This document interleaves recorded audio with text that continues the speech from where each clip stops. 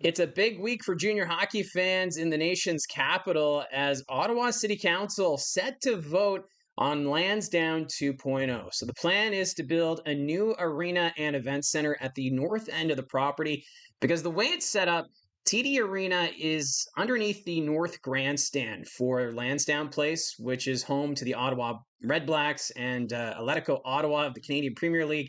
So they want to move the arena from the basement of the grandstand and have its own standalone facility at the far end of the field at the end of the end zone. So the project, it's estimated to cost $419 million. And it's been a work in progress for the last few years because once they move the arena out, they would then tear down the North Grandstand and build a new grandstand for the field and then some condos and other retail space. However, it's been getting a lot of negative, some red flags here for this project.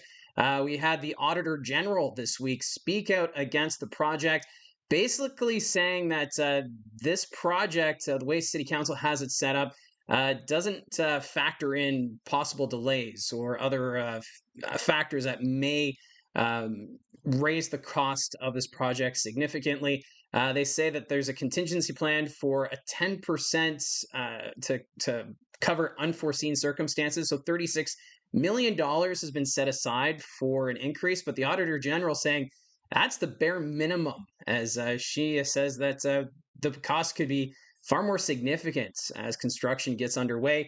She was actually comparing it to BMO Field in Toronto, as for that project, it was done over 2 years. And what happened there is that the costs actually overran by 25%. So if they're only setting aside 10%, then taxpayers would then be on the hook for that additional cost that the city of Ottawa is not anticipating. So we'll see where this all goes. The other sticking point has been the fact that the arena would only have the capacity for 6,000 spectators.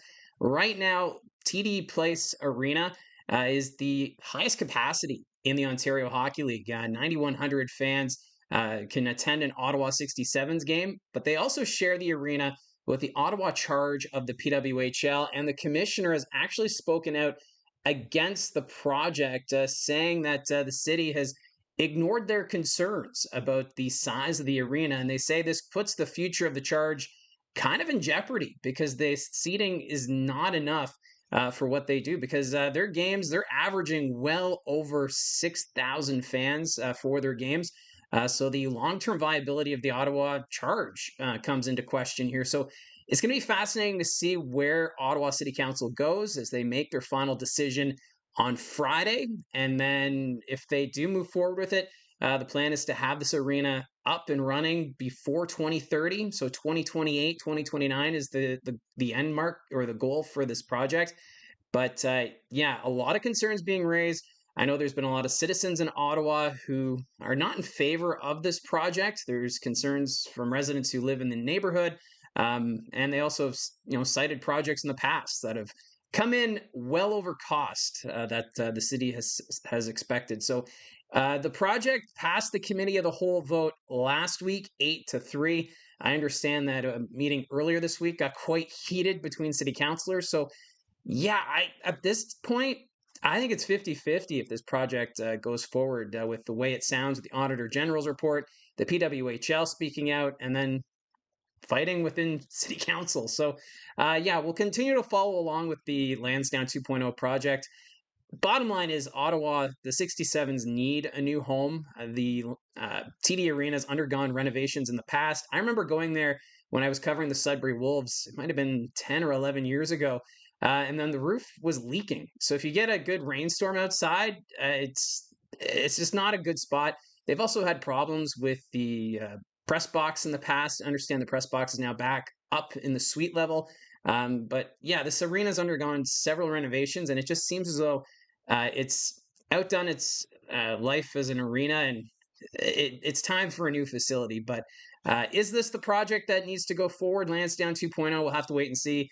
But having a capacity for hockey at 6,000 fans or 6,600 fans, I do believe the number is, it just doesn't seem like it's enough, especially for Ottawa. But we'll have to wait and see what City Council does from here.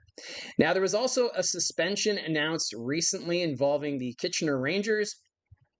Jacob Zhu has been suspended 5 games, or 4 games rather, for his actions with a major slashing penalty. So it happened Halloween night against the Sudbury Wolves. So he's already served 1 game of his suspension.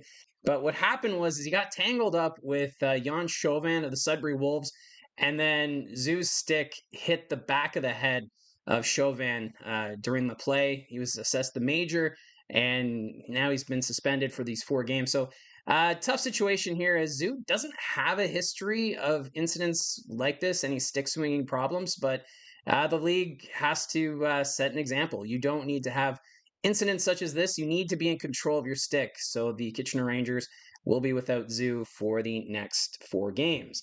Now, the 2026 OHL Top Prospects game is coming to the Peterborough Memorial Arena, and the league announcing that tickets are set to go on sale next week. Last year was quite the success, as it was the first annual event. It was held in Brantford, and it was a sellout. It was East versus West. NHL Central Scouting has a say in the prospects playing in it.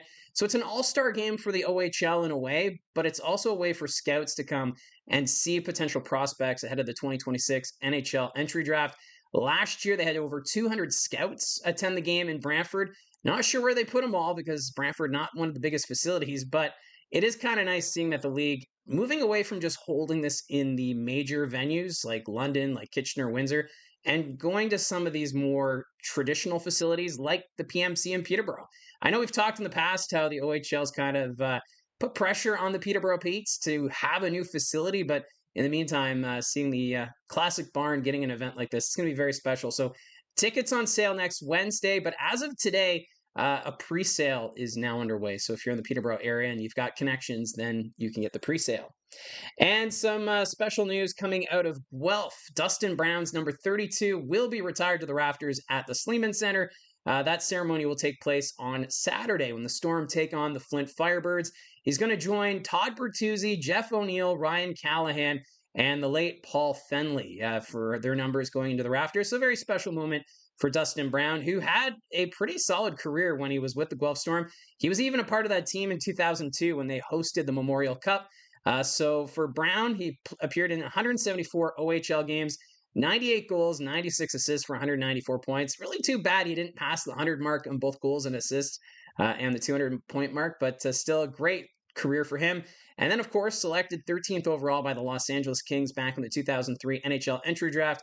He would eventually become the captain of the LA Kings, win 2 Stanley Cups as the captain. So what a great career for Dustin Brown, and a nice touch here that his number 32 will be raised to the rafters this weekend in Guelph. So that's how I see it from the booth. Let me know in the comments section down below your thoughts on any of these news items. Don't forget to hit like and subscribe. Talk to you again soon.